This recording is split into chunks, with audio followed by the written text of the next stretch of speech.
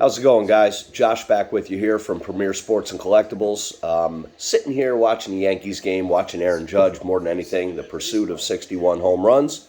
Pretty amazing. I remember the 98 chase, the summer of 98, McGuire, Sosa. Very, very cool to see. But on that note, just sold a card on eBay, and I figured real quick, as I'm packaging it, I might as well do a video.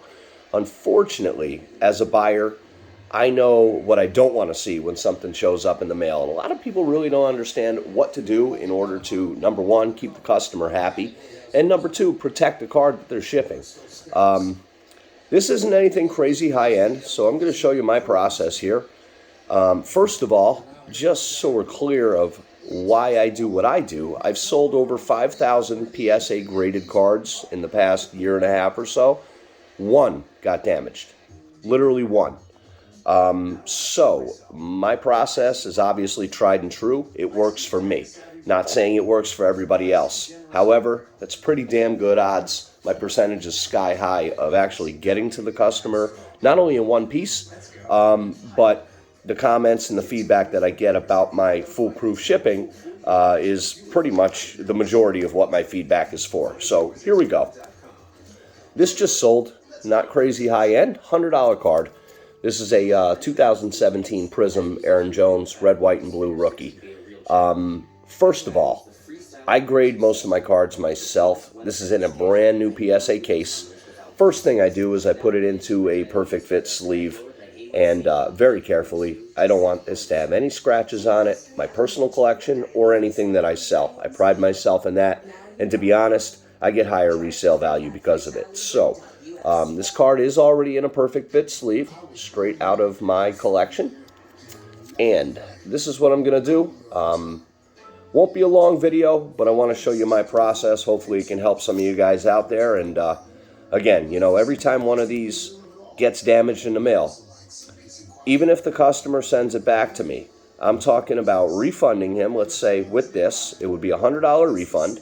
I wasted the shipping on the way out. I'm going to pay for him to ship back to me. Then I'm going to pay to send to PSA to have it reslabbed, which is 30 to 40 bucks after you pay the recasing fee and shipping and insurance both ways. Now, also, there's no guarantee it's going to be a PSA 10 still. If it gets cracked badly and it damages the card, which did happen to me in the past, I actually got back a 6. So in order to avoid losing a bunch of money for no reason and just pissing people off as far as customers are concerned, this is what I do. Graded card in a perfect fit sleeve. I use Ultra Pro graded card sleeves. Why? Because they're big. They don't fit the card perfectly. I don't like to keep my graded cards in them, but for shipping purposes, that's what I do. As you can see, there's space all the way around. Cardboard. I use cut cardboard. I cut a bunch up ahead of time to the size of the slab. One in front, one in back. That card's protected already. You guys seen any of my other videos, you know I usually, it's a little overkill with what I do. Then I'm putting it into a small bubble mailer. These are actually 4x8, I believe, 000 size. Okay, so we got the card in between two pieces of cardboard, in a sleeve with its internal sleeve, the perfect fit sleeve protecting the actual slab itself. Into this, then an oversized mailer. This is, I believe, a 6x10, if I'm not mistaken. I'm going to cover his address. I already put the shipping label on, taped it. Just the way I do it, just in case. Protects it from if it rains, if somebody drops it in a puddle, you can still scan it. Okay? Very simply, guys, straight into the larger bubble mailer, all the way to the bottom. Adhesive on top. Fold that baby over. A little bit of wiggle room in there, not a ton.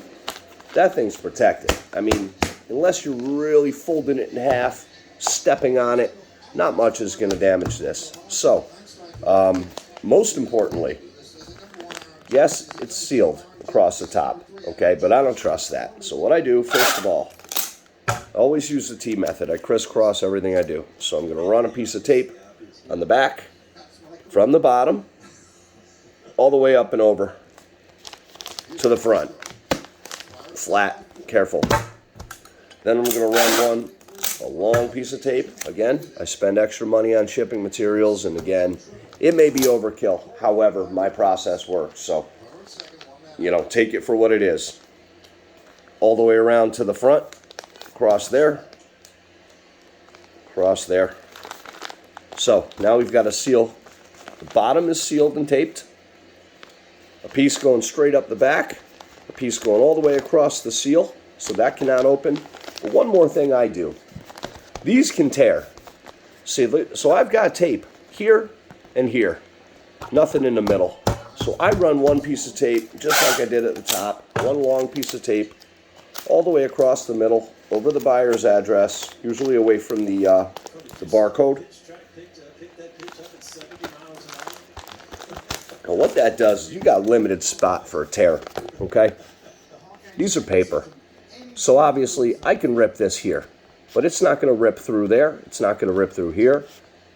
It's not going to rip certainly through here where the tape is as well. So that's just something I do. Again, possibly overkill. However, 1 out of 5,000 arrive damaged.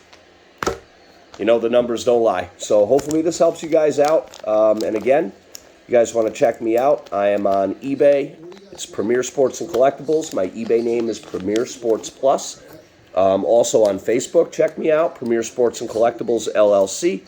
I sell on MySlabs. I'm also on StockX. And anything you guys need, any questions you have, please comment on the video. Other than that, happy collecting. See you guys.